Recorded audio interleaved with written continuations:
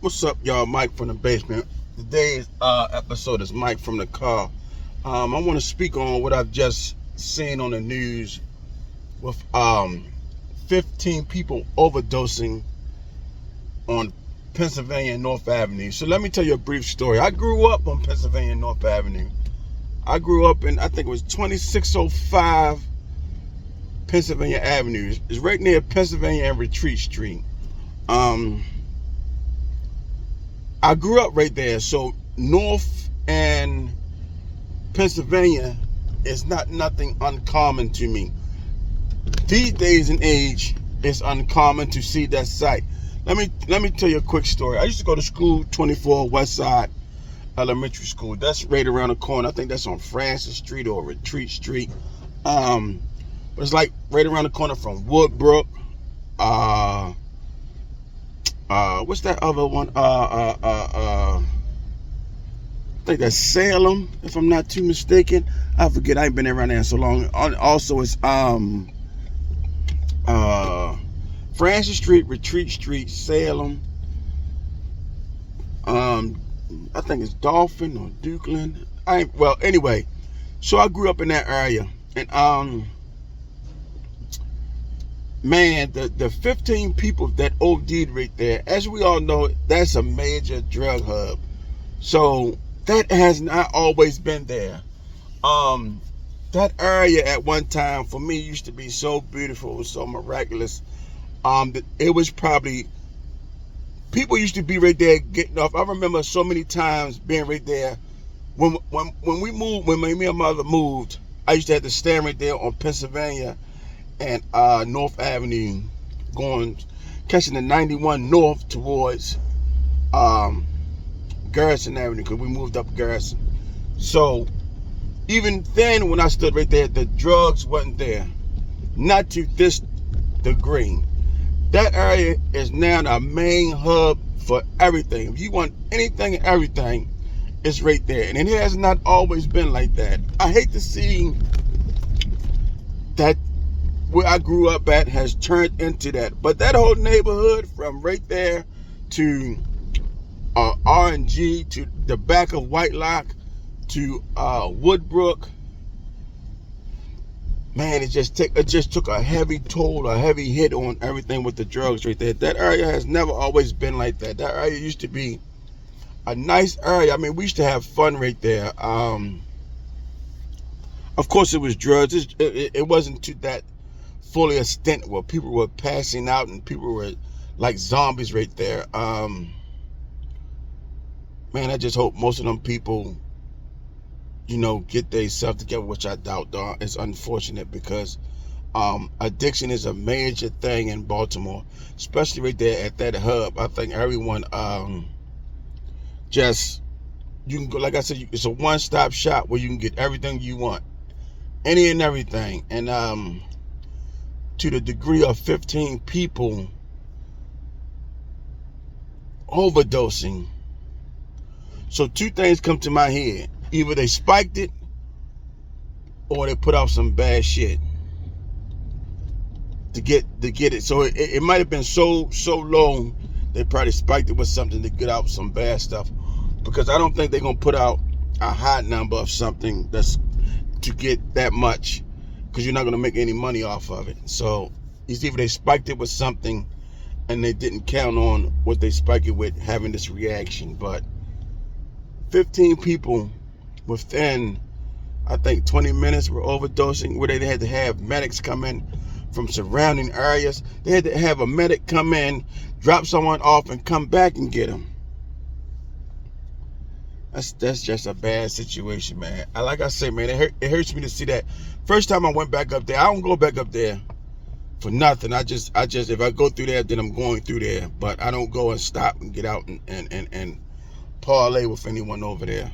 I still see people I know, but for me, I just keep it moving. I think that's the best way to do this, keep it moving. I remember I gave y'all a story about the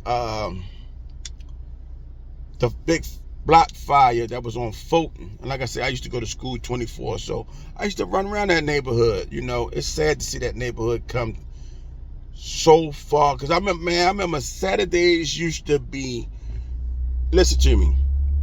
On Saturdays, you would see the old ladies out there washing their steps. A lot of the neighborhoods would take tires and turn them inside out and paint them and make flower pots out of them and put them on the side of their house. It used to be people that really cared about the neighborhood. It just did. Saturday mornings, man, I used to wake up and go outside and people was taking care of their neighborhoods. I mean, not just one person, but it was a block event. It was a block event. It really was, where people were taking care of the neighborhoods. And like I said, it wasn't that much drugs back then as the plethora is today, and as much hard drugs as is today. Because you got people that are straight up gone, zombie-like, just I don't know, man. And it's just bad. And I hate to say it like that, but it's a reality. And I try to teach and show my sons the reality of what is, far as what people say is not. I try to tell them that I've never been hooked on drugs. The only drug I ever used was marijuana. That's it. It takes me a plethora of time just to drink a shorty of alcohol. It's just not me. And I'm blessed by the Almighty, the Most High, that it wasn't me, because a lot of people I know caught that bug and now can't get off of it. But for some reason, it was just never me. And I'm glad that it was never me. I'm glad he got me out of it when he did. It was just never me. Like I said, I couldn't even smoke a blunt. I smoked probably like 3/4 of a whole blunt and I was done. And I was good with that. I don't need to impress nobody. I'm not trying to walk around, man, I can smoke 5 or 6 blunts. But they say my tolerance was low. Yeah, it is. And that's a blessing. I don't smoke that shit no more. But anyway, I don't see the necessary need for it. When I was young, I did young things. Now I'm a grown ass man, I do grown ass men things. But to each his own. To each his own. I ain't knocking nobody. To each his own. What you do is what you do. That's your business. But I just hate to see that neighborhood fall like that. When I grew up around there, and it was so beautiful at one point. It was just so, everybody cared. And like I've seen a post where they say the big mamas are gone, and they are. And I think that's what really we're missing, is that structure and that house from that big mama. Or you had to deal with Pop, which is your grandfather, and you still had to deal with your father, and you still had to deal with your mother, and aunts was getting on you, and uncles would get at you, and I mean everybody was just having to tear your ass up. And I think we're missing that. I think that part of the element is gone. The discipline, the structured discipline is gone. Now it's just all over the place. Like I just say, this just Mike from the basement. Just going over some things that was on my mind. When I seen that, I said I'm gonna do a post on it. It's sad to happen, but like, damn, man, you just feel for people that are stuck in that crazy world of addiction and can't find their way out of it. Even though you would try to get them out of it, they're still gonna come back to it. I think most time when most people that's dealing with addiction and things of that nature, even though you go to the treatment program, when you come back to that neighborhood,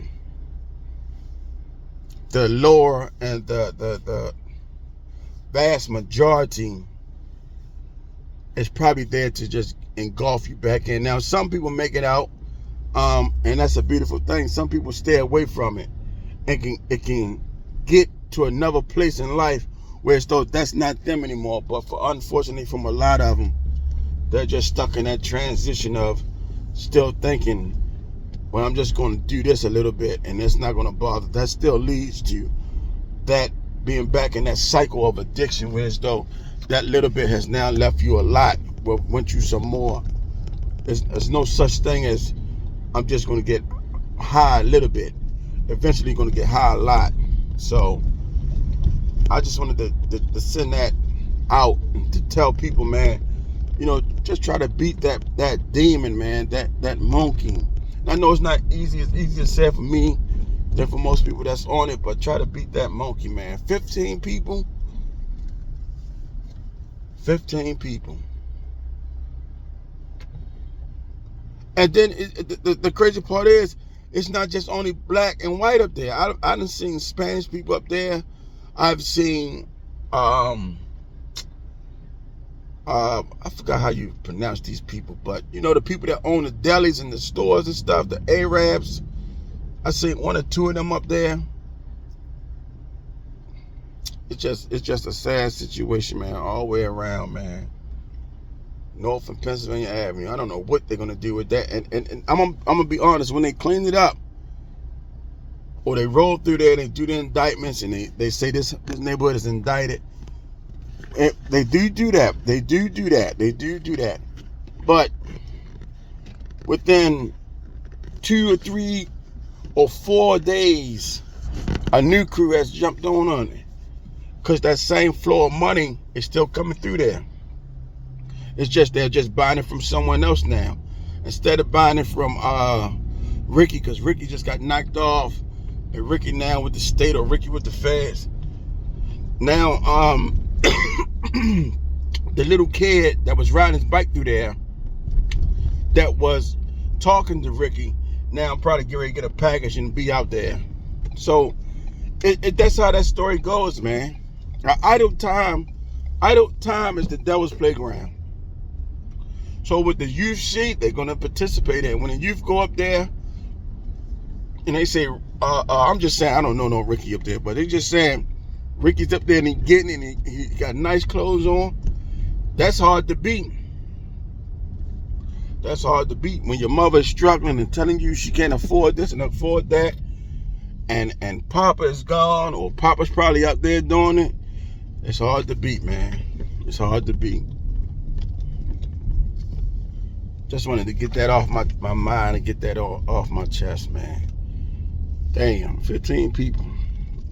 Growing up, being this age now, probably when I was younger, it probably wouldn't have hit me so hard, but being this age now and reflecting and saying and understanding what's the devastation that it does and it's doing, is something totally different.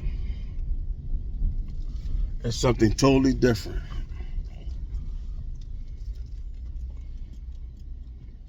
Mike from the basement, y'all.